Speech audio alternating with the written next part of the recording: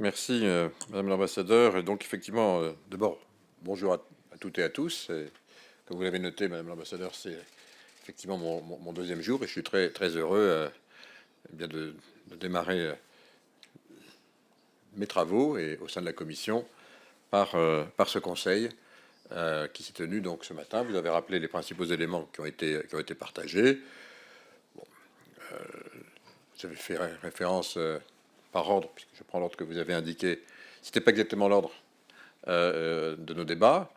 D'abord, nos débats qui sont tenus, vous l'avez rappelé, évidemment, sous présidence finlandaise, bien entendu, mais avec le ministre de Croatie qui a accepté donc de diriger nos débats. Et donc, finalement, on a eu une situation qui était intéressante, puisque d'une part, évidemment, il a complètement épousé les avancées très significatives de la présidence finlandaise, mais également il était là, et c'était sans doute pas le hasard, en étant bientôt celui, très bientôt, dans quelques semaines, celui qui aura présidé ce Conseil dans le cadre de la présidence croate. Ce qui nous a donné donc finalement des échanges intéressants, parce que d'une part on a pu évidemment faire le bilan de la présidence finlandaise, et je tiens à vous le dire, Madame l'ambassadeur, le Conseil unanime a salué les avancées et l'énergie avec laquelle vous avez travaillé sur ces sujets, dans l'intérêt de l'Union. Et puis, bien entendu, on s'est aussi projeté un petit peu sur le semestre à venir, parce que nous avons, bien entendu, beaucoup de travail, et notamment sur ces sujets essentiels pour l'Union, pour nos entreprises et pour nos concitoyens. Je prends donc les sujets tels que vous les avez évoqués dans l'ordre que vous avez évoqué. La 5G est un sujet qui était important. Il y avait des conclusions qui nous ont été rendues. Travail important qui a été fait, que j'ai salué, dont j'ai pris connaissance, évidemment. Très important. Et je voudrais juste dire deux éléments qui me semblent bien synthétiser ces travaux.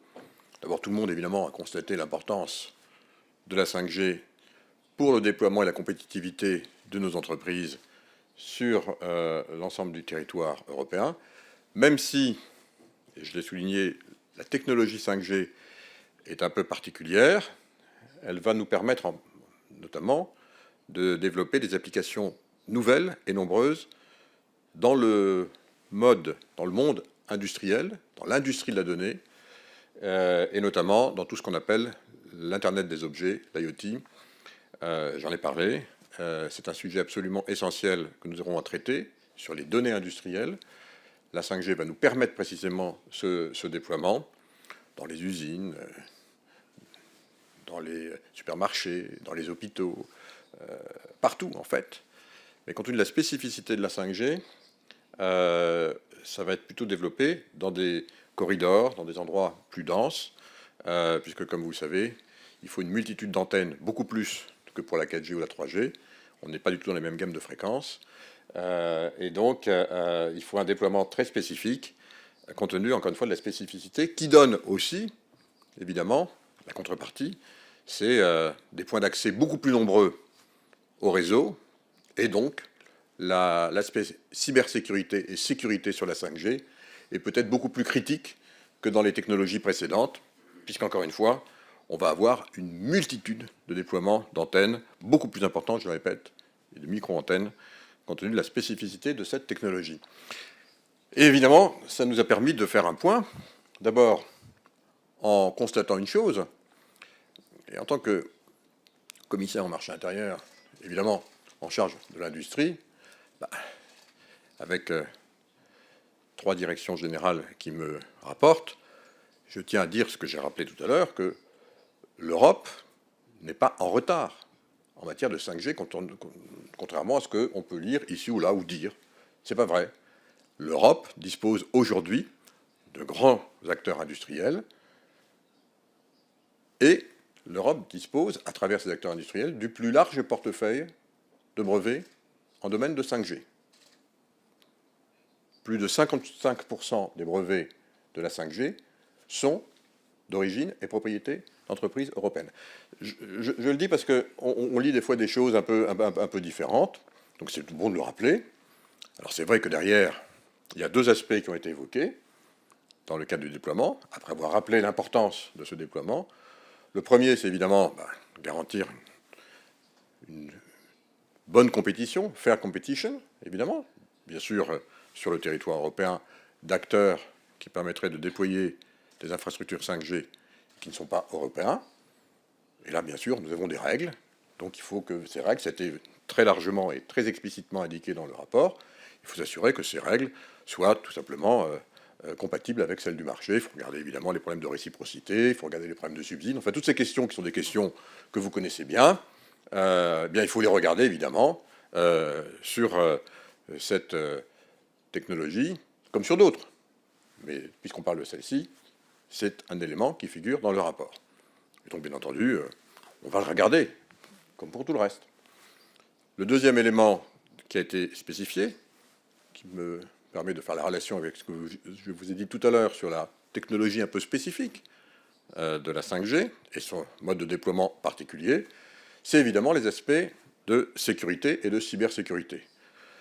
En d'autres termes, dans un déploiement 5G, pourquoi on parle beaucoup plus de sécurité que on en parlait dans le passé? C'est parce qu'encore une fois, on a une multitude de points d'accès qui nécessitent donc, et ça a été constaté encore une fois dans les travaux qui nous ont été présentés ce matin, qui nécessitent donc de bien regarder ce qui se passe en matière de sécurité des équipements. Alors c'est évidemment la responsabilité des États pour l'instant, et donc ils le font. Nous avons une agence qui les aide, et on s'est félicité de la qualité, NSI, le réseau, la coordination des réseaux aussi le fait. Évidemment, la Commission met à disposition des États membres son agence, son savoir-faire, ses savoir-faire. Et après ça, il appartient évidemment aux États et aux États membres de bien s'assurer que la sécurité de ces infrastructures soit assurée. Donc là, le travail a été indiqué, il y a des sujets techniques à regarder, encore un peu approfondir du reste, mais ils ont été bien identifiés, il faut les approfondir. Et ce que nous avons dit, c'est qu'au fond, compte tenu de la spécificité, là encore, de cette technologie, et évidemment du fait que nous sommes interconnectés, tous, donc il est nécessaire que la Commission puisse avoir précisément ce rôle de supervision, de coordination, que nous prenons volontiers du reste, pour pouvoir aider justement dans cette phase un peu critique du déploiement.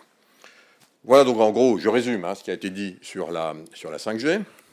On a parlé ensuite de la directive e-privacy. Donc chaque État membre s'est exprimé. Et évidemment, on a pu constater, le président de séance et moi-même évidemment, qu'il y avait visiblement encore quelques divergences sur cette question.